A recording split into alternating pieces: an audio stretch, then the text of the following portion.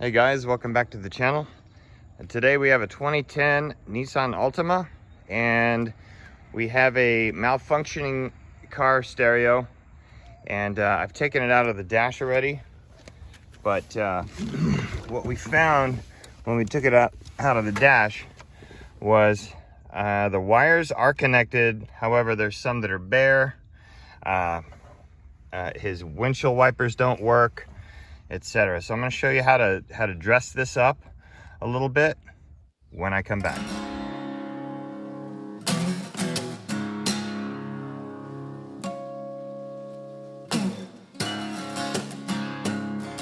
So first thing we needed to do was to take the bezels off the console.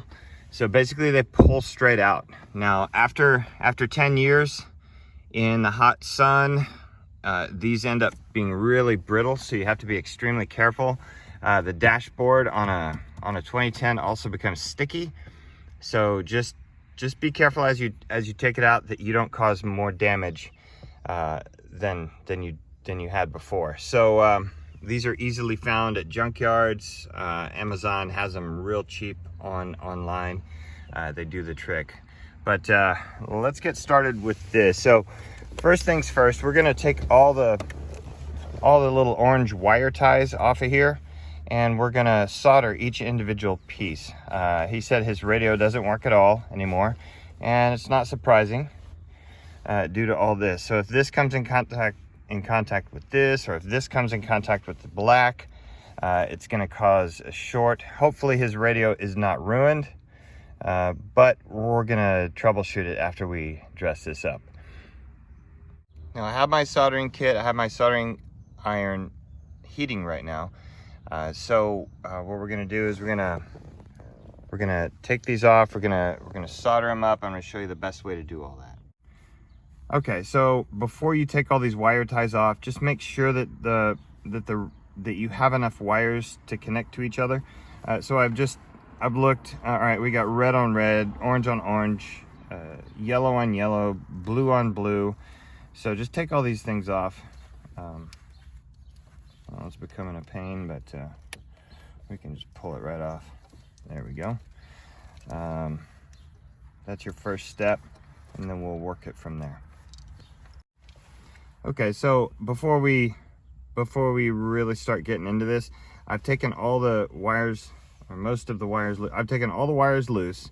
Now what I'm going to do is I'm going to take it back just a little to get rid of this mangled mess on every wire. Okay, it's going to make our job way easier later. It's going to save my fingertips, because every wire we're going to twist by hand. So it's going to rip your flesh if you're not careful. So I'm just going to continue to take this off of here, and I'm also going to trim up the wire harness adapter. Okay, that's what this thing is. It's a wire harness adapter. You can get it at any auto parts store, and what it does is it takes your factory harness, it plugs in here, and then you're able to change the factory radio out to an aftermarket one. Okay, we got all of our wires trimmed up nicely. Now to strip the wires. Now it's going to take you all day. If you have a knife and you strip it like this and you pull the plastic off, it's going to take you all day and you're not going to want to do it. But if you buy one of these little tools, they're like 15 bucks from I forget where I got this from, but anyway, basically it does the same thing, only really quickly. So you place the wire in there and it strips it right off. Quick and easy, guys. It really does. It really is worth its weight. Okay, here we go, just like that. See, and your fingers are thanking you, and your watch is thanking you, because you're not spending all day on this. All right, so we have all the wires stripped. We can join wires together several ways. The way I like to do it is twisting this wire and using wherever the harness is at. Anyway, twisting the harness wire together with this wire. Here it is. One way to do it is to twist this wire, right? And then twist this wire around this wire. Okay, another way to do it is to take this wire without twisting and join the strands together, basically like like so. It's a little harder, but you see how you can join the strands together. Okay, that's a little more difficult. You can also connect the two together like so. All right, however, the best way to do it is to twist one side, twist the other side, and then twist them both together. Now we're not going to twist them like this. I guess you could do it like this, twist it like that, and that's what they did initially in this car.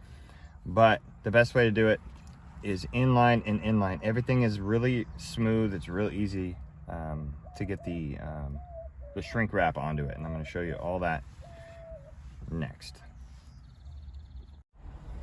Okay, our next step, and this is to make everything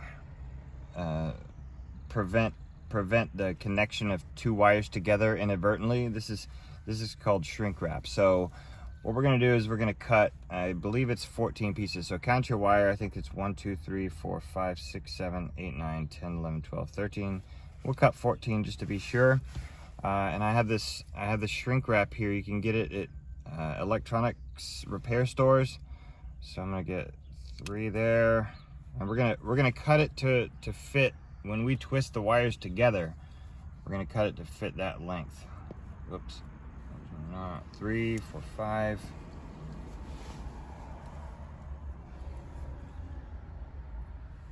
6, 7.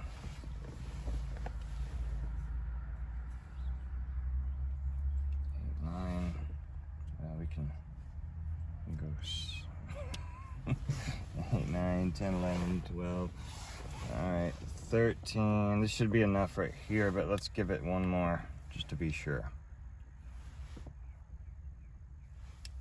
Okay, and what we're gonna do with this shrink wrap is we're gonna place it on every wire, just like so. Now you gotta put it on first because you can't put it on after you've joined the wires. You won't be able to get it around right here and shrink it to fit. So put it on prior to joining all the wires.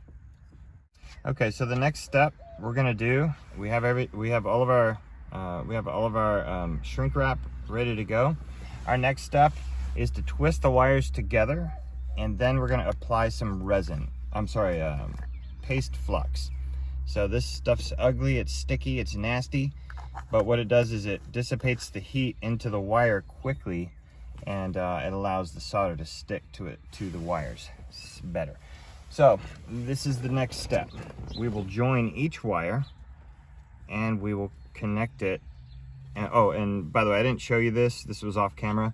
This wire is thicker than the others, so I chose a wider variety of shrink wrap for it. So here's what we're gonna do. We're gonna take the yellow and the yellow, and this particular yellow, I need to get more of the shielding off.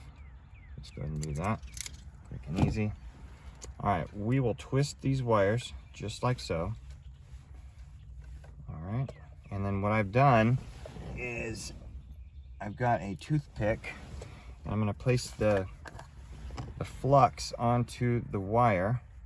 This takes a while, guys, but it's gonna end up paying off in the end in reliability and sound quality, believe it or not.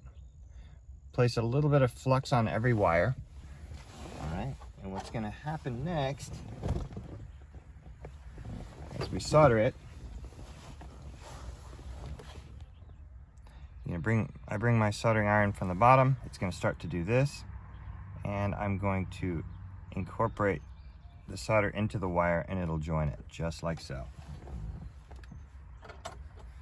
Now let it, you don't want to breathe in the smoke of that, but watch this. It is tight, it's not gonna move. It's perfect, okay? Well, not perfect, but you see that little unevenness? Basically what I'm gonna do is I'm gonna use my pliers to make that more inline. Okay, so to take care of this ugly wire, you're gonna smash it. You're gonna smash it right here. All right, make it better. Okay, that way the white one will go over it. Let's see if the green one would go over it. Let's see if, no, I don't think the green one will go over. But anyway, let's take the white one. And then the next step for this, we can go slow, or we can wait till all of them are done at the end. But what you're gonna do is you're gonna get your fire. All right, it's a little torch, and you're gonna move it down the side like so until the shrink wrap, don't burn yourself and don't burn your car, okay, until the shrink wrap is just like that. All right, so it's nice, it's not gonna arc next to anything else, and it's perfect. We can actually let this hang out, it's not gonna hurt anything. All right, we're gonna keep doing that 14 or 13 more times, and I'm gonna show you what it looks like at the end. Okay, so everything is good, it's dressed up, it's nice. I mean, some of the wires are longer than others, but it's okay.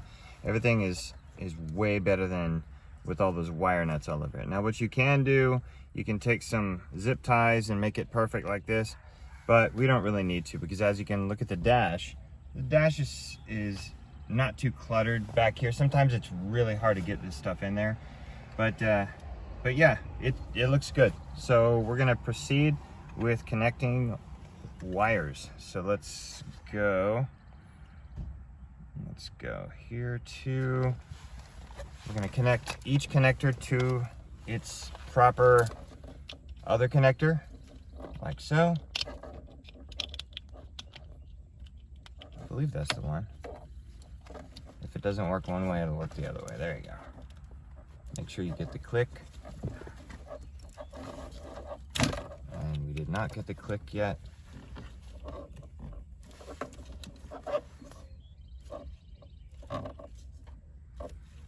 Maybe this one's worn out, but anyway, it's connected.